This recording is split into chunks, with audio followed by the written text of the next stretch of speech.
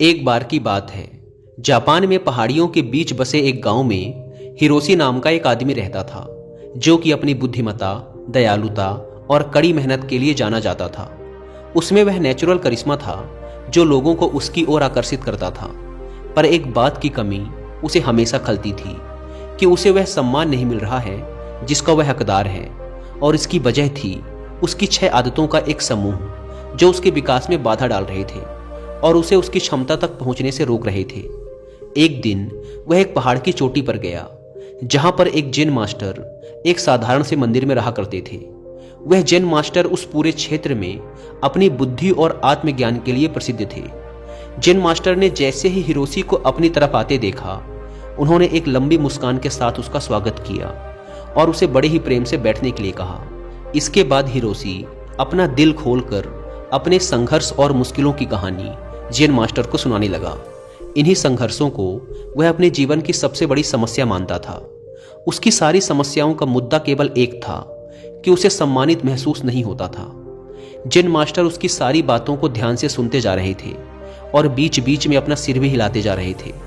जब हिरोशी ने अपनी बात खत्म कर ली और चुप हो गया, तो जैन मास्टर ने बहुत ही शांत और सुखद आवाज में कहा, प्रिय हिरोशी, सम्मान अर्जित किया जाता है। दूसरों का सम्मान पाने के लिए तुम्हें पहले खुद का सम्मान करना सीखना होगा, और ऐसा करने के लिए तुम्हें उन 6 आदतों को पीछे छोड़ना होगा जो तुम्हें आगे बढ़ने से रोक रही हैं। हिरोशी ने उम्मीद भरी नजरों से जैन मास्टर की ओर देखा, क्योंकि वो ये जानने के लिए उत्सुक था कि वो 6 आदतें कौन सी हैं और उनसे छुटकारा कैसे पा सकते हैं। जैन मास्टर ने आदतों को बताना शुरू किया। जैन मास्टर ने कहा, पहली आदत जो तुम्हारे काम में सबसे बड़ी बाधा है और तुम्हें छोड़नी चाहिए, वो है काम को टालना। अपने काम में देरी करके तुम खुद को आगे बढ़ने और महानता हासिल करने के लिए उचित अवसर से दूर हो जाते हो। काम को टालने का अर्थ है अपनी सफलता को टालना।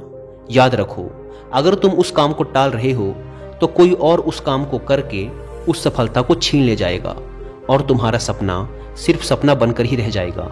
इसीलिए अनुशासन अपनाओ और अपनी जिम्मेदारियों को पूरे मन से निभाओ। दूसरी आदत है लोगों को जज करने की आदत। हम किसी को बिना जाने, बिना अच्छे से परखे उसके बारे में एक विशेष राय बना लेते हैं, और अक्सर ये राय नकारात्मक ही होती है। राय बनाने का मतलब है कि फिर हम उस चीज या उस इंसान को वैसा नहीं देख पाएंगे जैसा वो असल में है, क्योंकि हमारी राय इसमें हमारी बाधा बन जाती है और हम उस इंसान, वस्तु या परिस्थिति के मूल स्वभाव को समझने में विफल रह जाते हैं।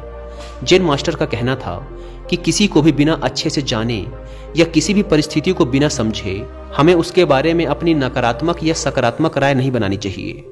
तीसरी आदत जैन मास्टर ने बताई कि हर चीज के लिए दुखी होना बंद करो।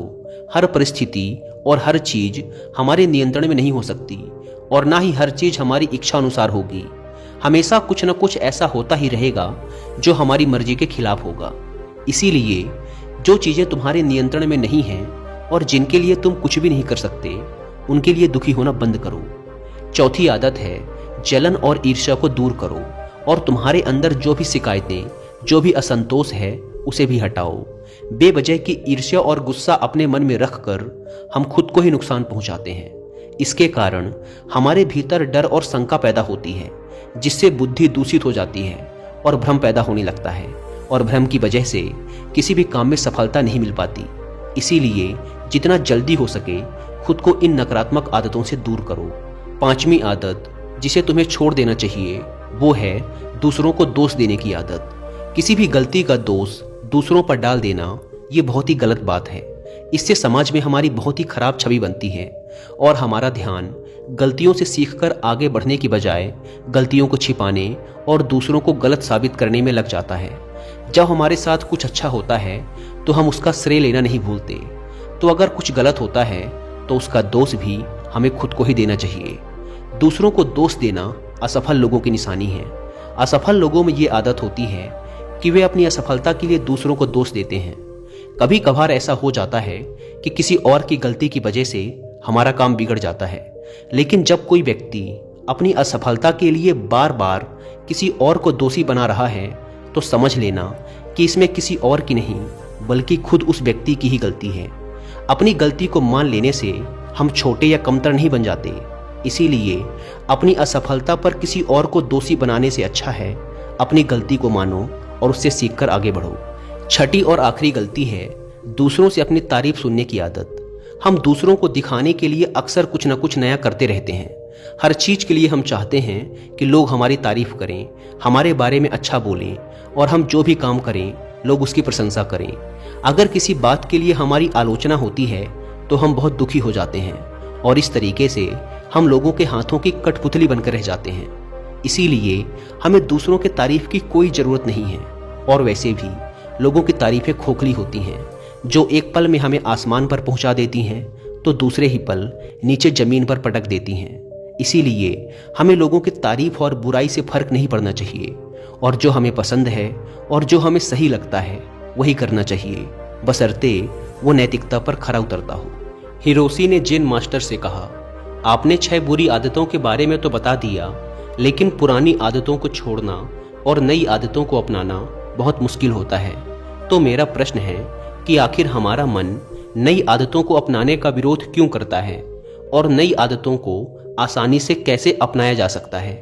जेन मास्टर ने कहा, ज़्यादातर लोग आदतों को बदलने में असफल रहते हैं क्योंकि उनकी उस नई आदत के साथ अवास्तविक उम्मीदें जुड़ी होती हैं। जैसे अगर कोई व्यक्ति सुबह जल्दी उठकर व्यायाम करने की नई आदत डालना चाहता है तो वह उम्मीद लगा लेता है कि उसकी इस नई आदत से उसका वजन तेजी से कम होना शुरू हो जाएगा या फिर उसका शरीर तेजी से शक्तिशाली बन जाएगा, जबकि असल में ऐसा नहीं होता। इन दोनों ही परिणामों को हासिल करने में समय लगता है, लेकिन हमारा मन पहले से ही यह निश्चित कर लेता है कि परिणाम कैसा होना चाहिए। और जब हमारी उम्मीदों के अनुसार परिणाम नहीं मिलते तो हम निराश और उदास हो जाते हैं और अपनी पुरानी आदतों में वापस लौट जाते हैं। लेकिन जो व्यक्ति वास्तविक और सही उम्मीदों के साथ नई आदत की शुरुआत करता है वो उदास और निराश होने से बच जाता है और आदत बदलने के दौरान अपने आंतरिक विरोध पर काबू पा लेता है। अब अगला प्रश्न है कि आदतों को आसानी से कैसे अपनाया जाए। तो ऐसा करने के 5 आसान नियम हैं। पहला, अपने विचारों को लिखो। उन सभी चीज़ों की पहचान करो जिन्हें तुम बदलना चाहते हो, चाहे वो छोटी हो या बड़ी, उन सबको लिखो। दूसरा नियम, छोटे कदम उठाओ। सबसे छोटी आदत से बदलाव करना शुरू करो। इस बदलाव को इतना आसान बनाओ जिसे तुम मना न कर सको। उदाहरण के लिए, हर सुबह की शुरुआत 2 मिनट के धन्यवाद के साथ करो या फिर हर सुबह सिर्फ 5 मिनट ध्यान का अभ्यास करने का निर्णय लो। तीसरा नियम, अपने आलस्य और टाल मटोल की आदत को कम करो और इसके लिए सचेतन रूप से अपने काम के परिणाम को किसी मजे से जोड़ो। उदाहरण के लिए, अपने आप से कहो कि जब मैं सुबह का ध्यान और व्यायाम पूरा कर लूँगा तब 1 कप चाय पीऊँगा। यानी जब तुम अपने ध्यान और व्यायाम के नियम को पूरा कर लोगे तभी चाय पियोगे, उससे पहले नहीं। चौथा नियम है, अपने काम को आदत बनने दो। यानी दूसरी नई आदत तब तक मत शुरू करो जब तक तुम्हारा ये वाला काम तुम्हारी आदत न बन जाए, तुम्हारी दिनचर्या का हिस्सा न बन जाए। 5वीं आदत है आभार या धन्यवाद का भाव। तुम जिस भी आदत को अपने जीवन में बढ़ावा देना चाहते हो उससे जुड़ी चीज़ों के लिए ब्रह्मांड या उस परम शक्ति का आभार व्यक्त करना शुरू कर दो। उदाहरण के लिए, अगर तुम खुश रहने की आदत विकसित करना चाहते हो तो उन तमाम अच्छी चीज़ों के लिए आभार व्यक्त करना शुरू कर दो जिनकी वजह से तुम्हारे जीवन में खुशियां हैं, और फिर तुम देखोगे कि वो सभी अच्छी चीज़ें कई गुना बढ़कर तुम्हारे पास वापस आनी शुरू हो जाएंगी। एक बात याद रखो, जो लोग निष्क्रिय और संवेदनहीन होकर बैठे रहते हैं वे गलतियां नहीं करते। गलतियां भी वही लोग करते हैं जो कुछ नया करने का प्रयास करते हैं। गलतियां करना और उनसे सीखना मानव जीवन का हिस्सा है। इसीलिए गलतियां करने से डरो मत, लेकिन एक ही गलती को बार बार दोहराना भी मूर्खता है। जेन मास्टर ने आगे कहा, अब मैं तुम्हें 10 ऐसी आसान आदतों के बारे में बताऊंगा जो एक आसान और अधिक व्यवस्थित जीवन जीने के लिए जरूरी हैं। जब तुम इनमें से कुछ आदतों को लागू कर लोगे तो तुम खुद को एक नियंत्रण की भावना के साथ पाओगे और पाओगे कि तुम बिना थके पहले से भी कहीं ज़्यादा काम कर रहे हो। हालांकि तुम्हें इन सभी 10 आदतों को लागू करने की ज़रूरत नहीं है। इनमें से कुछ आदतें दूसरों की तुलना में ज़्यादा लागू होंगी। ये तुम्हें तय करना है कि कौन सी आदत तुम्हारे लिए काम करेगी। पहली बात, आदतें इकट्ठी करो। तुम्हारे पास आने वाले किसी भी अच्छे विचार, काम या मौके को एक कागज पर लिखना शुरू करो। अपने साथ एक छोटी डायरी रखना शुरू करो। दूसरी आदत, जब तुम्हारे पास सारी जानकारी और सारी चीज़ें इकट्ठा हो जाएं, तो इसके बारे में ठीक से सोचो और फिर निर्णय लेने में ज़्यादा देरी मत करो। तुरंत निर्णय लो और काम पर लग जाओ। तीसरी आदत, उन 3 शीर्ष कामों को लिखो जिन्हें तुम्हें हर दिन पूरा करना है और उन्हें हर हाल में पूरा करने का प्रयास करो। चौथी आदत, एक समय में सिर्फ एक काम पर ध्यान लगाने की आदत डालो। कभी भी एक ही समय पर एक से ज़्यादा काम करने का प्रयास मत करो। पांचवी आदत, चीज़ों को सरल और साधारण रखो, खासकर अपनी उस सूची को जिस पर तुम अपने लक्ष्य और योजनाओं को लिखते हो। अपनी सूची को एकदम स्पष्ट, सरल और आसानी से पढ़ने लायक बनाओ। छठी आदत, अपने कमरे और काम करने की जगह को हमेशा साफ सुथरा और व्यवस्थित रखो। चलते फिरते या थोड़ा समय निकालकर अपने आसपास की चीज़ों को व्यवस्थित करने की आदत डालो। सातवीं आदत, साप्ताहिक लक्ष्य निर्धारित करना और उसे बार बार जांचना कि वो पूरी तरह से सही हैं, और अगर कुछ बदलाव करने हैं तो तुम वो भी कर सकते हो। आठवीं आदत, आदतों को आसान बनाओ, केवल जरूरी चीज़ों पर ध्यान केंद्रित करो और बाकी चीज़ों को छोड़ दो। नौवीं आदत, सुबह और शाम की वो सुसंगत दिनचर्या जिसका तुम आनंद लेते हो उसे बनाए रखो, क्योंकि यह तुम्हें अंदर से खुश और तरोताज़ा बनाए रखेगी। 10वीं आदत, तुम्हें जिस चीज़ में पैशन है उस तरह की आदतें खोजो। अपना जीवन उन चीज़ों के लिए समर्पित करो जिनके लिए तुम एक पैशन रखते हो। फालतू की चीज़ों और कामों के लिए अपनी ऊर्जा और समय बर्बाद मत करो। तो ये थी वो सभी आदतें जो तुम्हारे जीवन को बदल कर रख सकती हैं, लेकिन इन सभी आदतों को एक साथ अपनाने की गलती मत करना। जब एक आदत तुम्हारी दिनचर्या का हिस्सा बन जाए तब दूसरी की तरफ कदम बढ़ाना। इतना कहने के बाद जेन मास्टर ने अपनी बात समाप्त की और हिरोशी ने भी जेन मास्टर का धन्यवाद किया और अपने घर वापस आकर जेन मास्टर की बताई बातों का पालन करने लगा। दोस्तों, उम्मीद है कि आपको ये वीडियो पसंद आई होगी और वीडियो में यहाँ तक बने रहने के लिए आप सबका बहुत बहुत धन्यवाद।